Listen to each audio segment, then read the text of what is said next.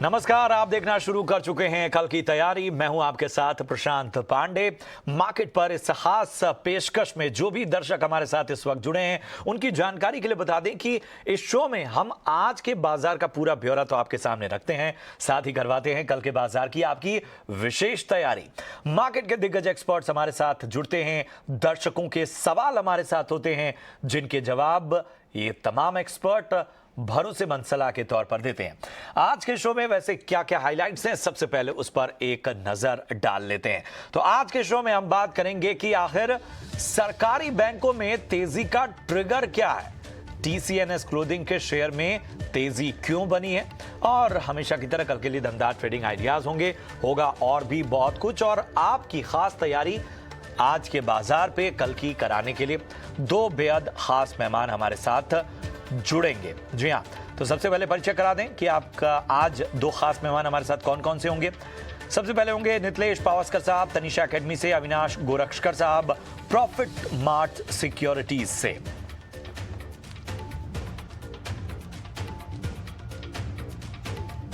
और चलिए शो का आगाज करते हैं। बात सबसे पहले आज के बाजार की। कमजोर ग्लोबल संकेतों की अगर हम बात करें तो बाजार में आज गिरावट हावी रही। लगातार दूसरे दिन निफ्टी 18,700 के नीचे बंद हुआ। निफ्टी बैंक भी दिन की ऊंचाई से 160 अंक गिरकर बंद हुआ। दिन भर बाजार में क्या रही हलचल बता रहे हैं हमारे सहयोगी डिम्पी कालरा। ठीक पॉलिसी से पहले मार्केट एक दायरे के अंदर आज ट्रेड करता हुआ दिखा और रेंज आज की मार्केट की बहुत ही नैरो थी। असल में मार्केट के पास तीन मेगा ट्रिगर्स हैं। पहला एक तो एमपीसी की बैठक का वर्डिक्ट कल आएगा, दूसरा गुजरात इलेक्शंस का फैसला आना है, और तीसरा वीकली एक्सपायरी। और कल से संसद का सत्र भी शुरू हो रहा है। तो कुल मिला के मार्केट के पास तीन चार ट्रिगर होने की वजह से आज सीमित दायरे का कारोबार रहा। पहले बाजार इसमें से कुछ सुनना और जानना चाहेगा, लेकिन आज अडानी ग्रुप के शेयर्स के अंदर वापस से मोमेंटम आया। जब से एग्जिट पोल कंप्लीट हुए हैं, कल शाम को उतरे, उसके बाद से अडानी ग्रुप के शेयर्स चले।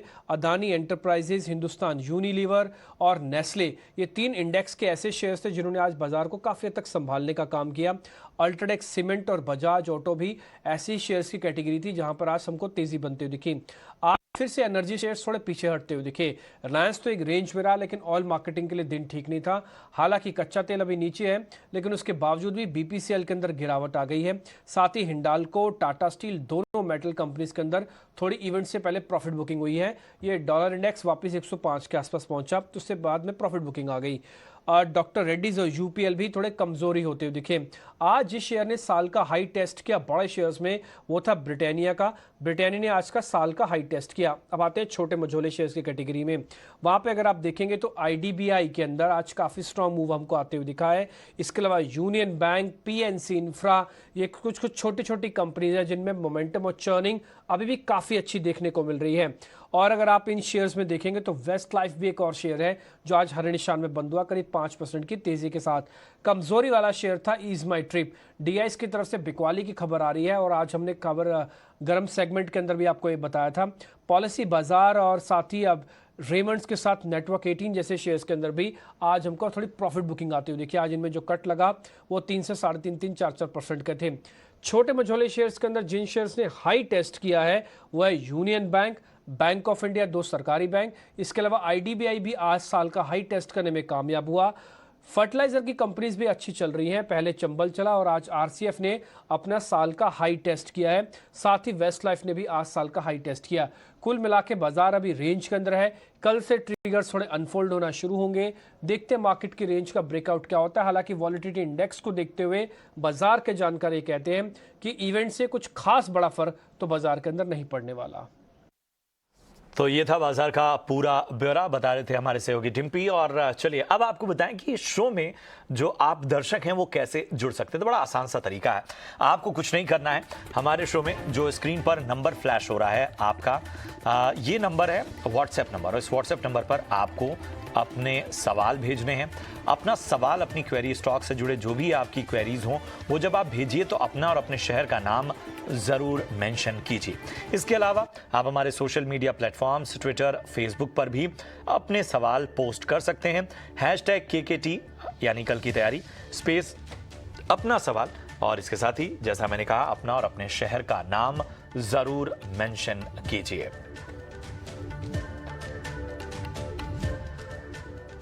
और चलिए, बाजार को हमने देखा और बाजार पर अहम राय अब अपने एक्सपर्ट से ले लेते हैं। बहुत बहुत स्वागत करेंगे। हमारे साथ नितलेश पावस्कर हैं, अविनाश जी हैं। अविनाश जी, बहुत बहुत स्वागत। नितलेश, आपका भी बहुत बहुत वेलकम। सबसे पहले अविनाश जी, आज के बाजार पर आपकी एक्सपर्ट कमेंट। प्रशांत, मुझे लग रहा है देखिए आज बाजार में थोड़ी अनसर्टेनिटी थी क्योंकि कल आरबीआई की पॉलिसी है, उसके बाद गुजरात स्टेट इलेक्शंस के नंबर्स आएंगे और ऑब्वियसली थोड़ा बहुत वोलेटिलिटी इसलिए भी है क्योंकि फेड की कमेंट्री कैसी आएगी 14 दिसंबर के मीटिंग के लिए। तो ये सारी बातें मार्केट्स में एक वेट एंड वॉच अप्रोच आपको देखने को मिला। मुझे लग रहा है कि जैसे जैसे इवेंट्स अनफोल्ड होंगे, जैसे डिम्पी ने कहा, मुझे लग रहा है कि मार्केट्स को क्लैरिटी मिलेगी। एग्जिट पोल में तो ऑलरेडी गुजरात में बीजेपी का विनिंग पॉसिबल लग रहा है, बट फाइनल रिजल्ट के लिए मार्केट्स गुरुवार के लिए वेट करेगी और उसके बाद आपको एक मार्केट में एक डायरेक्शनल ट्रेंड देखने को मिलेगा। और एक बात मार्केट्स में आज थोड़ी कमजोरी थी कि दोनों एफआई और डीआई की तरफ से आज थोड़ा बिकवाली का प्रेशर देखने को मिला, तो ये भी थोड़ा बहुत एक रीजन था कि मार्केट्स में आज कोई बड़ा अपसाइड आपको देखने को ना मिला। बिल्कुल। तो मार्केट में जो जिस तरह की वॉलेटिलिटी नज़र आई है, उस पर कहीं ना कहीं बहुत सारे फैक्टर्स हावी हैं। नितलेश, आप क्या कहेंगे आज के मार्केट पे? जी सर, जैसे मैं सुन रहा हूँ सब लोग वही चीजें कह रहे हैं और 100% मैं उनके साथ एग्री हूँ, क्योंकि देखो अभी का जो मूड और माहौल है, मार्केट में कोई भी हड़बड़ाहट नहीं है। लोग पूरा इवेंट को देखना चाहते हैं, कमेंट्री को सुनना चाहते हैं और उसके बाद ही कुछ प्लान करना चाहते हैं। और अच्छा भी है क्योंकि देखो अभी का जो मार्केट मुझे लग रहा है वो थोड़ा सा सेल ऑन राइज का मार्केट है। हम लोग जो इतना तेजी से उछल रहे थे वो थोड़ा सा कूल ऑफ होने की जरूरत है हमें यहाँ से, क्योंकि अगर आगे बढ़ना होगा तो थोड़ा सा एक रिट्रेसमेंट भी जरूरी है और वन वे मार्केट कभी भी नहीं ऊपर जाएगा। तो मेरे लिए निफ्टी के इंपॉर्टेंट जो सपोर्ट है वो होगा 18,550 का और ऊपर में जो रेजिस्टेंस है, अगर मार्केट उस लेवल के आसपास चला जाता है तो डेफिनेटली वहां पे एक बार बिकवाली करना चाहिए।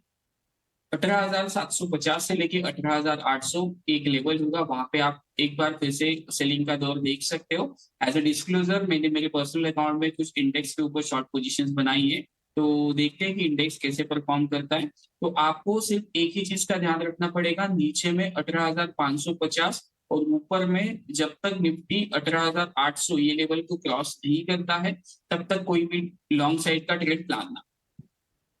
तो अहम लेवल्स 18,550 नीचे में, वहाँ पर ध्यान रखिए, और आगे 18,750 और 18,800 तक के लेवल पर आपको निगाह रखनी होगी। और चलिए अब अपने दर्शकों के सवाल लेते हैं। पहले जो दर्शक हैं उनका नाम है अतुल चौहान। अतुल पुणे से हैं और उनका सवाल है कि उन्होंने इलेक्ट्रो स्टील कास्टिंग लिमिटेड के 576 शेयर लिए हैं 41.65 रुपए के भाव पे। आगे क्या करें? अविनाश जी, खास सलाह। देखिए बिल्कुल, अगर ये थोड़ा सा मीडियम टर्म व्यू रखते हैं तो मुझे लग रहा है कि इलेक्ट्रो स्टील कास्टिंग्स ये बेसिकली पानी के पाइप्स में, डीआई पाइप्स में काफ़ी वेल नोन प्लेयर है। और जिस प्रकार से वाटर प्रोजेक्ट्स को लेके गवर्नमेंट ने बड़े अनाउंसमेंट्स कर दिए है, आने वाला बजट में भी हो सकता है कि वाटर और वाटर इरिगेशन के लिए काफ़ी बड़े प्रोजेक्ट्स अनाउंस की जाए। तो इसमें कोई डाउट नहीं कि अगले 12 से 15 महीने के लिए यहाँ पे काफ़ी बड़ी एक्टिविटी होगी, नए ऑर्डर्स अनाउंस होंगे। तो मेरे ख्याल से इनका नजरिया थोड़ा सा 6 to 12 मंथ्स रखिए और यहाँ पे होल्ड करिए। कंपनी काफी वेल नोन है, डीआई पाइप्स में काफी डोमिनेंट प्लेयर है, तो इसका फायदा जरूर कंपनी को मिलेगा, लेकिन टाइम फ्रेम थोड़ा कम से कम 8 to 12 मंथ्स का रखिए, तभी आपको अच्छा रिस्क रिवॉर्ड मिलेगा। बने रहने की सलाह, लेकिन लंबा जो नजरिया है वो आपका लंबा रखना पड़ेगा। अगले जो दर्शक हैं उनका नाम है धवल, सूरत से हैं और इनका सवाल है कि अनुपम रसायन के 738 के भाव पर 31 शेयर लिए हुए हैं, क्या करना ठीक होगा? नितलेश, क्या कहेंगे? सर, इनको तो एक पहले मैं एक चीज कहना चाहूंगा, इमीडिएटली बेसिस के ऊपर इसमें 700 का एक इम्पोर्टेंट सपोर्ट है। तो इसके नीचे अगर ये ट्रेड करना चालू कर देते तो आपको स्ट्रिक्टली स्टॉप लॉस यहाँ पे फॉलो करना पड़ेगा 680 रुपीज का। अगर ये काउंटर फिर से 740 का लेवल क्रॉस कर देता है, फिर से 780 के आसपास ये जाने की क्षमता रखता है। 680 का स्ट्रिक्टली आपको स्टॉप लॉस लगाना पड़ेगा। 740 के ऊपर थोड़ा सा फिर से एक 5 से 7% का एक अपसाइड मोमेंटम स्टॉक में देखने को मिल सकता है। और धवल का दूसरा भी सवाल है, पीरामल फार्मा के उन्होंने 136 के रेट पर 301 शेयर लिए हैं, अब क्या करें? नितलेश जी सर, मेरे हिसाब से आज की खरीदारी होगी। अगर इसका मैं डेली चार्ट देख रहा हूँ तो थोड़ा सा नेगेटिव ही मुझे लग रहा है। जब तक ये काउंटर जो है 140 142 के ऊपर सस्टेन नहीं होता है, तब तक इसमें कुछ एक फ्रेश ब्रेकआउट हमें देखने को नहीं मिल सकता है। तो अभी आपने जो भी पोजीशंस बनाई है उसके लिए एक स्टॉप लॉस लगाए 132 रुपीज का। अगर एक बार कट होता है तो एक बार एग्जिट करें, फिर से अगर ये 140 रुपीज के ऊपर निकलता है तो पोजीशंस फिर से बनाई जा सकती है। बिल्कुल बिल्कुल। अगले दर्शक हैं हमारे प्रमोद कुमार, नाम है, झारखंड से हैं और इनका सवाल है कि नवकार कॉर्प के 500 शेयर लिए हैं 65 रुपए के भाव पे। अविनाश जी, क्या करना चाहिए इन्हें? देखिए, मुझे लग रहा है कि नवकार कॉरपोरेशन बहुत लंबे समय के बाद वापस ट्रैक पे आ रहा है। इन्होंने अपने थोड़े जो नॉन कोर एसेट्स है वो बेचे हैं, कर्जा कम किया है और ये बेसिकली पोर्ट फैसिलिटीज और लॉजिस्टिक फैसिलिटीज अपने कस्टमर्स को प्रोवाइड करते हैं। तो मेरे ख्याल से देखिए, अगर इनका नजरिया कम से कम साल 1.5 साल का है तो काफी अट्रैक्टिव लेवल है, काफी ऊपरी लेवल से ये स्टॉक टूटा है और जिस प्रकार से अभी नई लॉजिस्टिक पॉलिसी आई है इसका फायदा कंपनी को मीडियम टू लॉन्ग टर्म में जरूर मिलेगा। तो थोड़ा सा इंतजार करें, मेरे ख्याल से होपफुली 6 to 12 मंथ्स में अगर ये होल्ड करते हैं तो अच्छा रिस्क रिवॉर्ड मिल सकता है, लेकिन करंटली इस प्राइस पे बेचिए मत, इसको होल्ड करके एक 6 to 12 मंथ्स का टाइम फ्रेम दे दीजिए। बिल्कुल। अपने अगले दर्शक की ओर बढ़ते हैं और इनका नाम है राहुल कुमार राय, वाराणसी उत्तर प्रदेश से हैं। राहुल का सवाल है कि इन्होंने बंधन बैंक के 400 शेयर लिए हैं 216 रुपए 54 पैसे के भाव पे। नितलेश, क्या होगी इन्हें सलाह? सर, बंधन बैंक को होल्ड करें।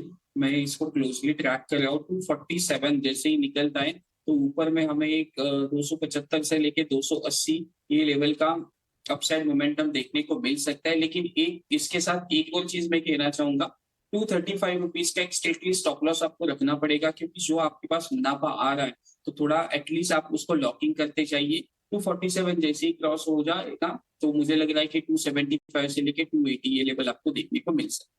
बिल्कुल बिल्कुल। अगले दर्शक का सवाल लेते हैं। प्रदीप हैं अहमदाबाद से और इन्होंने वैस्कॉन इंजीनियर के 500 शेयर लिए हैं 37 रुपए के भाव पर।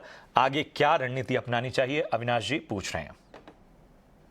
देखिए प्रशांत, वास्कॉन इंजीनियरिंग एक रियल एस्टेट प्लेयर है जिसकी काफी बड़ी प्रोजेक्ट पुणे में चल रही है। कंपनी ने काफी अच्छी तरह से अपने ऑपरेशंस को स्केल अप किया है। मेरा मानना है कि अगर ये कम से कम 12 to 15 मंथ्स होल्ड करते हैं तो अच्छी खासी कमाई होगी, क्योंकि इन्होंने काफी अच्छी तरह से इस रियल एस्टेट प्रोजेक्ट को पोजीशन किया है। अच्छे प्राइसेस पुणे मार्केट के इनको मिल रहे हैं और इसके हमको कोई डाउट नहीं कि FY24 और 25 इनके लिए काफी कंपनी के लिए अच्छा रहेगा। तो कंपनी होल्ड करिए। अभी तो फिलहाल इनका कॉस्ट प्राइस और मार्केट प्राइस मोर और लेस सिमिलर है, लेकिन करीबन पहला टारगेट अगर देखें तो 50-55 का है। तभी मैं समझता हूँ थोड़ा सा मुनाफा वसूल करें, तब तक होल्ड करिए। बिल्कुल बिल्कुल। तो खास सलाह मिलती हुई आपको। और इधर बढ़ते हैं आगे। केशव चंगलानी हैं मुंबई से और इनका सवाल है कि SJVN के इन्होंने 2000 शेयर लिए हुए हैं 27 रुपए के भाव पे। क्या होगी इन्हें सलाह, नितलेश? जी सर, इसको थोड़ा सा होल्ड करें। इसको मैं भी क्लोजली ट्रैक कर रहा हूँ। 33 रुपीज के ऊपर क्लाइंट्स को भी कुछ कहा है।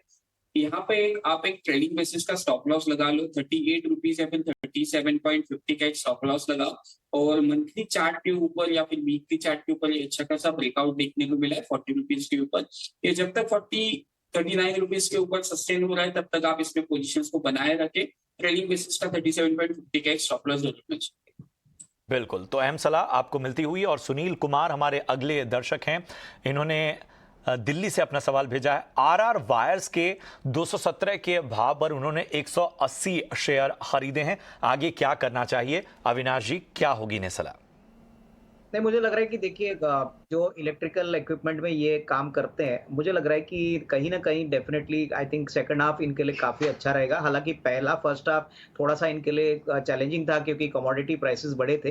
मेरे को लगता है कि इनपुट प्राइसेस सेकंड हाफ में काफी कम होने की अपेक्षा रहेगी और अर्निंग्स में इसका फायदा इनको मिलेगा। तो मेरे ख्याल से इनको घबराना नहीं चाहिए। कम से कम 6 to 12 मंथ्स का टाइम फ्रेम रखिए, क्योंकि बिजनेस अच्छा है, टॉप लाइन बढ़ रहा है। मार्जिन का प्रेशर जो पहले फर्स्ट हाफ में देखा था वो सेकंड हाफ में होपफुली ईज आउट होने की अपेक्षा रहेगी। तो यहाँ पे होल्ड करने की राय। यहाँ पर होल्ड करने की राय सुनील आपको। सुनील का दूसरा सवाल भी है अविनाश जी। इन्होंने हर्षा इंजीनियरिंग इंटरनेशनल के 486 के भाव पे 90 शेयर लिए हैं। आगे क्या करना चाहिए पूछ रहे हैं। देखिए, हर्षा इंजीनियरिंग एक रिसेंट पब्लिक इशू का शेयर है, बहुत ही बेहतरीन कंपनी है और basically both solar as well as bearing market को कैटर करती है। मुझे लग रहा है कि देखिए इनका नज़रिया थोड़ा-सा मीडियम टू लॉन्ग टर्म है, तो भाव डेफिनिटली कम हो चुका है क्योंकि मार्केट सेंटिमेंट खराब है, कंपनी तो बहुत अच्छी कर रही है, तो थोड़ा-सा एवरेज भी कर सकते हैं, लेकिन नज़रिया कम से कम 12 से 18 महीने का रखिए। इसमें अच्छा खासा रिवॉर्ड, रिस्क रिवॉर्ड मिल सकता है, प्रोवाइडेड आपका जो विज़न है और टाइम फ्रेम है थोड़ा लंबा हो। बिल्कुल बिल्कुल, तो खास सलाह आपको इस स्टॉक पर आती हुई। और चलिए कुछ अहम खबरों की ओर अब बढ़ते हैं। हमारे दोनों एक्सपर्ट हमारे साथ बने रहेंगे, आगे उनसे खास चर्चा करेंगे। TCNS क्लोथिंग के शेयर में तेजी नजर आई, आखिर क्या है इसके पीछे के ट्रिगर्स, बता रही हैं हमारी सहयोगी आशीषा। जी हाँ, TCNS क्लोथिंग में आज अच्छी खासी तेज़ी देखने को मिल रही है। इनफैक्ट स्टॉक में करीब 6% का उछाल देखने को मिला है। याद रखें 16 नवंबर को हमने ईटी नाउ स्वदेश पर बताया था TCNS क्लोथिंग के पॉसिबल स्टेक सेल के बारे में, और आज इकोनॉमिक टाइम्स में एक रिपोर्ट आई है जहां उन्होंने कहा है कि Aditya Birla fashion front runner emerge हुआ है TCNS क्लोथिंग को अक्वायर करने के लिए। याद रखें नायका भी इस लिस्ट में था, लेकिन रिपोर्ट की माने तो उसमें ऐसा कहा गया है कि Aditya Birla fashion top runner में है TCNS क्लोथिंग को अक्वायर करने के लिए। याद रखें अगर ये डील होती है और अगर Aditya Birla fashion and retail TCNS clothing को अक्वायर करता है तो आदित्य बिरला ग्रुप के द्वारा ये सबसे बड़ा लार्जेस्ट ब्रांडेड अपैरल बायआउट रहेगा। और TCNS क्लोथिंग के शेयर होल्डिंग के बारे में भी बात कर लेते हैं। पसरीशा फैमिली और PE इन्वेस्टर्स TE एसोसिएट्स का टोटल कंबाइंड स्टेक कंपनी में 61.24% के आसपास है, और अगर ये डील होती है तो ओपन ऑफर भी ट्रिगर होगा। करीब 25% के आसपास का ये ओपन ऑफर देखने को मिल सकता है। अगर ये ओपन ऑफर होता है तो न्यू इन्वेस्टर जो इस पर्टिकुलर स्टेक को खरीदता है TCNS क्लोथिंग में, उसके पास करीब 82% का स्टेक होगा TCNS क्लोथिंग का। इनफैक्ट रिपोर्ट में ऐसा भी कहा गया है कि प्रमोटर्स को स्टेक सेल के बाद भी सिग्निफिकेंट कंट्रोल अपने पास रखना है, और अगर ये डील होती है तो 82% नए प्रमोटर्स के पास चला जाएगा, और उसी के चलते शायद थोड़ी सी डीले और थोड़े से चैलेंजेस देखने को मिल रहे हैं ये डील को क्लोज होने में। लेकिन आज स्टॉक में अपमूव इसी कारण है कि इकोनॉमिक टाइम्स की रिपोर्ट के मुताबिक आदित्य बिरला ग्रुप ये पर्टिकुलर स्टेक सेल में फ्रंट रनर इमर्ज हुआ है। बढ़ते हैं आगे। कॉम्प्रेस्ड बायोगैस का प्रोडक्शन बढ़ाने के लिए सरकार PLI स्कीम लाने की योजना बना रही है। ज्यादा जानकारी दे रहे हैं हमारे सहयोगी प्रकाश प्रियदर्शी। देखिए, सूत्रों के हवाले से हमें एक्सक्लूसिव जानकारी मिल रही है कि सरकार कॉम्प्रेस्ड बायोगैस के प्रोडक्शन को बढ़ाने के लिए एक PLI स्कीम की योजना पर काम कर रही है। सूत्र हमें बता रहे हैं कि इस स्कीम की जो साइज है वो करीब 6,000 करोड़ रुपए हो सकती है, और आगामी बजट में सरकार इसकी घोषणा कर सकती है। सूत्र हमें बता रहे हैं कि CBG प्रोड्यूसर्स को इंसेंटिव्स का फ़ायदा मिलेगा और ये प्रोडक्शन के आधार पर दिया जाएगा, यानी कि जो भी कंपनियां ज़्यादा प्रोडक्शन करेंगी पर लीटर के हिसाब से सरकार उन्हें इंसेंटिव्स देगी। सूत्र हमें बता रहे हैं कि प्रति लीटर के हिसाब से 5 से 6 रुपए का इंसेंटिव्स जो है वो सरकार दे सकती है, और ये इंसेंटिव्स वर्ल्ड मार्केटिंग कंपनी जो प्राइस देती हैं पर लीटर के हिसाब से उससे ऊपर होगी। उदाहरण के तौर पर अगर वर्ल्ड मार्केटिंग कंपनीज पर लीटर CBG का 56 रुपये दे रही हैं तो जो इंसेंटिव्स की रकम होगी 5 या 6 रुपये इस रकम से ऊपर होगी। मकसद ये है कि जो कॉम्प्रेस्ड बायोगैस प्रोड्यूसर्स हैं वो ज़्यादा से ज़्यादा प्रोडक्शन करें, और सरकार कंपनीज को जो है और सेक्टर को डोमेस्टिक गैस की सप्लाई जो है वो बढ़े।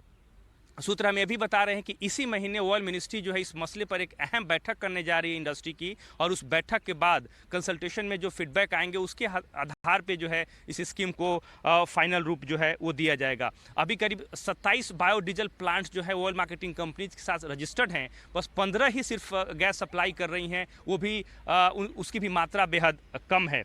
IOCL, HPCL, BPCL जैसे जो कंपनियां हैं वो इस स्कीम के तहत मैंडेटरी CBG का प्रोक्योरमेंट करेंगी, और मकसद ये है कि CBG प्रोडक्शन में बढ़ोतरी करके जो सिटी गैस डिस्ट्रीब्यूशन सेक्टर है उसको डोमेस्टिक गैस किफ़ायती दरों पर सप्लाई की जाए, ताकि सरकार 2030 तक 700 शहरों में सिटी गैस डिस्ट्रीब्यूशन का एक्सपेंशन करना चाहती है, वो जल्दी से जल्दी हासिल किया जा सके। बढ़ते हैं अगली खबर की ओर। कल बाजार के लिए क्या अहम ट्रिगर्स होने वाले हैं, डिटेल्स दे रही हैं वामाक्षी। जी बिल्कुल, शुरुआत करते हैं हम कुछ ग्लोबल क्यूज़ के साथ जो आज आफ्टर मार्केट आवर्स में रिपोर्ट होंगे। तो यूएस अपना अक्टूबर ट्रेड बैलेंस डेटा प्रेजेंट करेंगे जिसका इम्पैक्ट हमें यूएस के बाज़ारों पर आज दिखेगा, मगर भारतीय बाज़ार यूएस के बाज़ार से हैंडओवर कर लेते हुए नजर आएंगे। अब बात करते हैं कुछ इंपॉर्टेंट ग्लोबल क्यूज़ की जो कल रिपोर्ट होंगे। तो उसमें से सबसे ये लिस्ट को टॉप करता हुआ नजर आ रहा है आरबीआई का एमपीसी का इंटरेस्ट रेट डिसीजन। ये सबसे इंपॉर्टेंट इवेंट है कल के लिए। इसके अलावा चाइना नवंबर ट्रेड बैलेंस डेटा भी कल रिपोर्ट होगा और EIA crude oil inventory report, ये भी इंपॉर्टेंट क्यूज़ है जो आपके रेडार पर होने चाहिए। अब बात करते हैं कॉर्पोरेट फ्रंट पर कहाँ एक्शन हो रहा है। तो बीएलएस इंटरनेशनल फोकस में रहेगा। बोनस इशू के लिए एलिजिबल होने के लिए कल आखिरी दिन है अगर आपको ये शेयर खरीदना है। लूमैक्स इंडस्ट्रीज भी फोकस में रहेगा। बोर्ड की बैठक होने वाली है, वो कंपनी की एक नई मैन्युफैक्चरिंग यूनिट सेटअप करने पर निर्णय लेंगे। चाकट पुणे में यूनिट सेटअप करने पर डिसीजन लिया जाएगा और उसकी फंडिंग के क्या ऑप्शंस है उस पर भी चर्चा होगी। इसके अलावा हम देखेंगे कि सूला वाइनयार्ड्स लिमिटेड की आईपीओ को लेकर प्रेस कॉन्फ्रेंस होने वाली है कल, और इसी के चलते हम इसको भी अपने रेडार पर रखेंगे। इसके अलावा हम देखेंगे बीकाजी और पीटीसी इंडिया अपने दूसरे तिमाही के नतीजे आज आफ्टर मार्केट आवर्स रिपोर्ट करेंगे और इसी का इम्पैक्ट हमें कल नज़र आएगा। इसके अलावा अगर हम बात करते हैं कुछ इंपॉर्टेंट इवेंट्स जो आपके रेडार पर होना चाहिए, तो विंटर सेशन पार्लियामेंट का शुरू होने वाला है कल से, तो इस पर भी नज़र रखनी होगी। तो ये थे सारे इंपॉर्टेंट क्यूज़ जिस पर आपकी नज़र होनी चाहिए कल की ट्रेडिंग सेशन के लिए। चलिए अब बढ़ते हैं आगे हमारे खास सेगमेंट की ओर जिसका नाम है वीआईपी शेयर्स।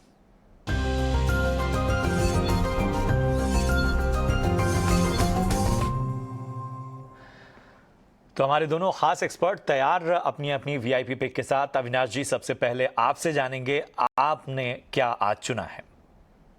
प्रशांत, मेरे पास दो शेयर है। पहला शेयर एक रेस्टोरेंट बिजनेस का कंपनी का शेयर है जो कंपनी का नाम है स्पेशलिटी रेस्टोरेंट्स।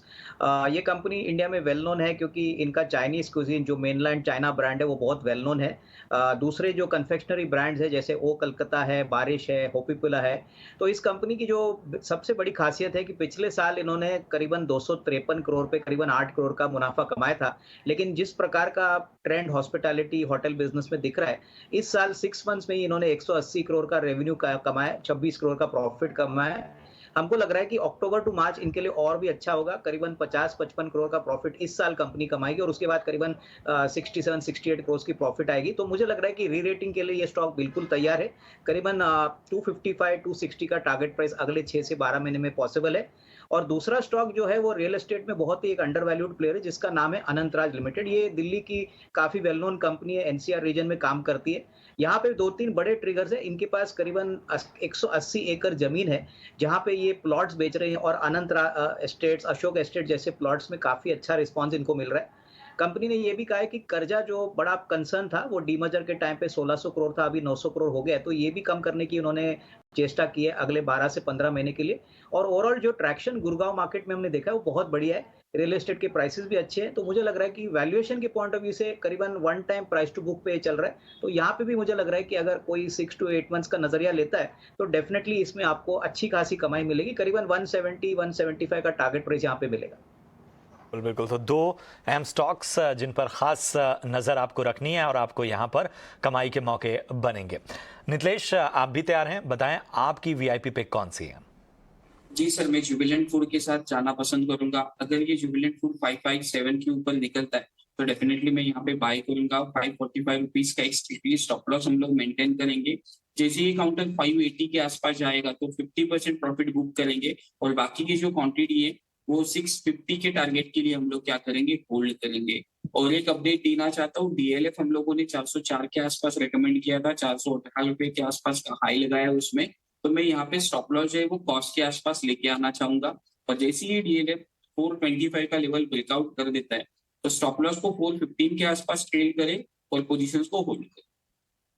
तो नितलेश की तरफ से वीआईपी पिक और खास सलाह डीएलएफ पर आती हुई। अपने दोनों खास मेहमानों अविनाश जी और नितलेश, आप दोनों का बहुत बहुत शुक्रिया करेंगे शो में जुड़ने के लिए। हमारे दर्शकों के सवालों के आपने जवाब दिए और इसके साथ ही वीआईपी पिक्स भी शेयर की, अहम राय रखी। कल की तैयारी में मुझे और मेरी पूरी टीम को दीजिए इजाजत। आप देखते रहिए ईटी नाउ स्वदेश। नमस्कार।